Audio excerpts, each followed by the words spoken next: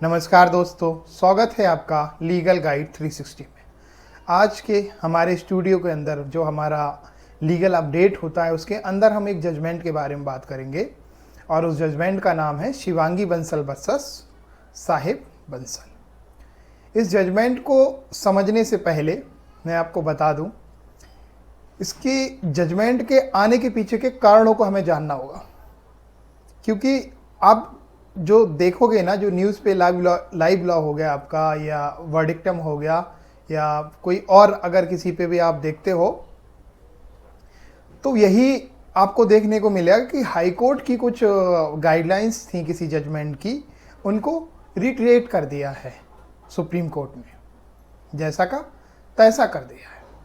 ठीक है, तो अब ऐसा किया है तो इस जजमेंट को विस्तार से समझेंगे।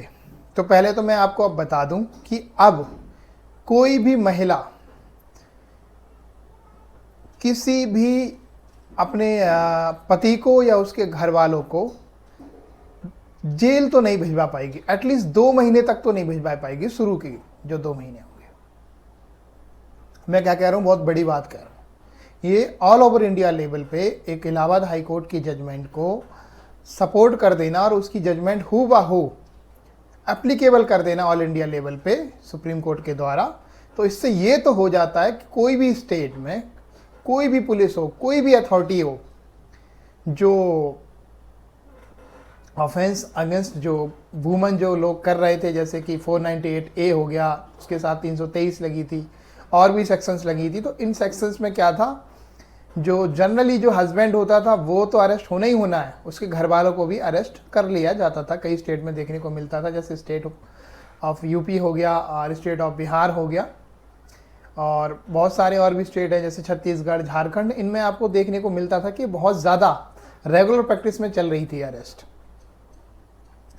तो अब इन मामलों में अरेस्ट तो नहीं हो पाएगी इस जजमेंट के आने के बाद। जो शिवांगी बंसल वर्सेस जो साहिब बंसल की जजमेंट आई है, तो अब अरेस्ट तो नहीं हो पाएगी।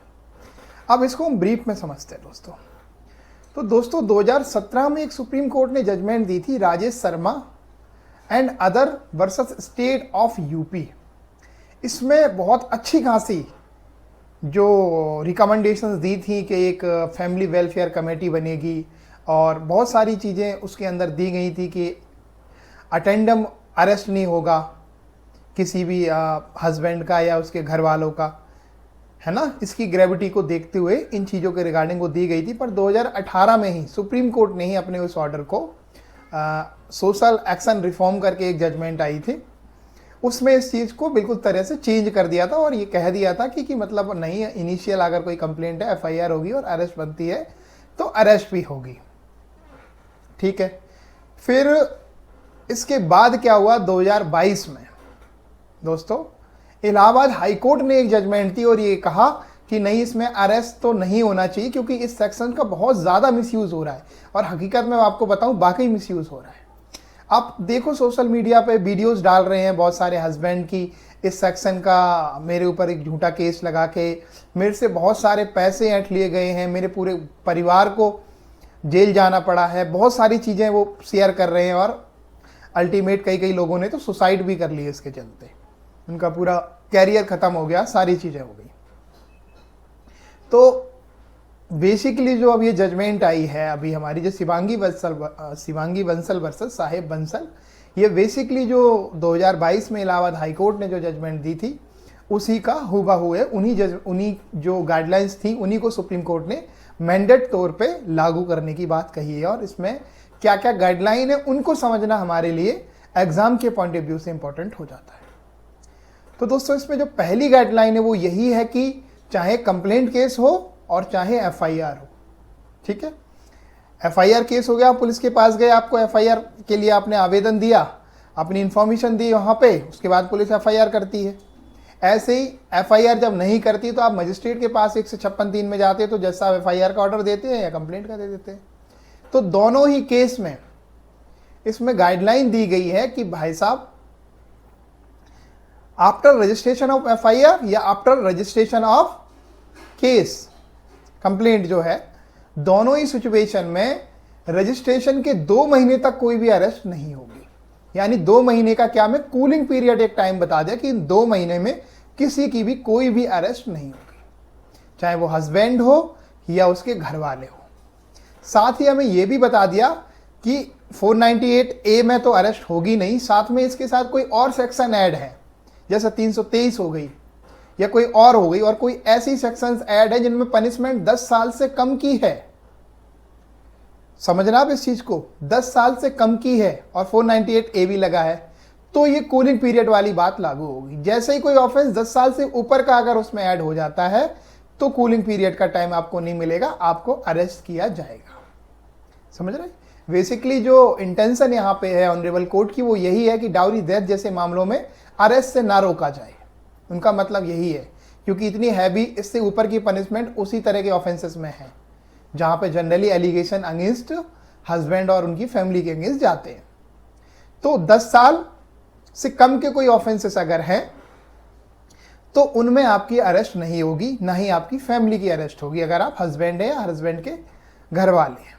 ठीक है, एक चीज तो ये कूलिंग पीरियड हुआ। अब क्वेश्चन ये उठता है तो कूलिंग पीरियड में होगा क्या, आपको ये समझना बहुत जरूरी है।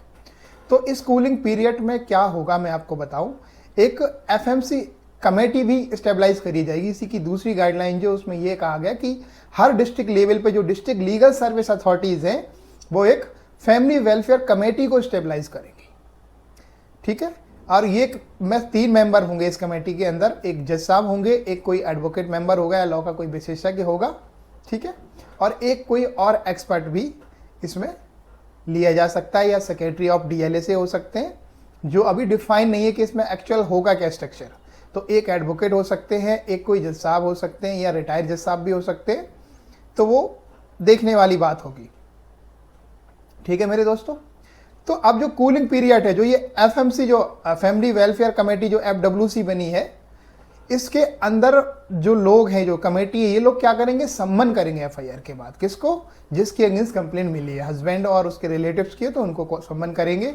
साथ ही ये 4 कोई ऐसे लोगों को सम्मन करेंगे, जैसे पंचायत के टाइम आपका होता था, वो लोग सुलह करा देते थे, समझौते करा देते घर में, ऐसे ये 4 लोगों को और सम्मन करेंगे, जो हो सकता है आपके समाज के बहुत अच्छे लोग हों या आपके परिवार के ही बहुत अच्छे लोग हों।